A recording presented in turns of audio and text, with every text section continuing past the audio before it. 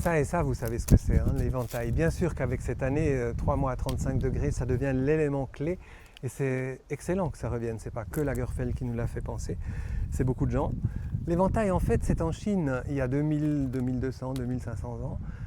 Et en Égypte, aussi 2000 ans en arrière, on a des énormes feuilles utilisées d'abord pour ventiler les gens, puis des plumes d'autruche, puis après des travaux faits avec du papier comme un papyrus.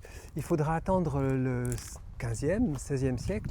Depuis Florence ou en Italie, quand on nous amène ça en France, on a l'éventail pour donner des messages. Et là, on commence à l'utiliser parce qu'il ne fait pas très chaud non plus. Il n'y a pas vraiment de raison. Mais perruquet, grande robe, grand costume pour hommes et femmes utilisent à ce moment-là, jusqu'au 19e, l'éventail pour donner des messages. Soit on met devant la bouche pour dire je ne te parle pas, soit on fait un mouvement pour dire on se drague, soit on le met près d'un œil, etc. Puis c'est aussi un support publicitaire fabuleux des années 20 aux années 50. On les donne, on les offre dans les fêtes, dans les manifestations. Et s'il y a un côté peut-être positif à cette canicule, c'est le retour de cet objet qui peut être magnifique.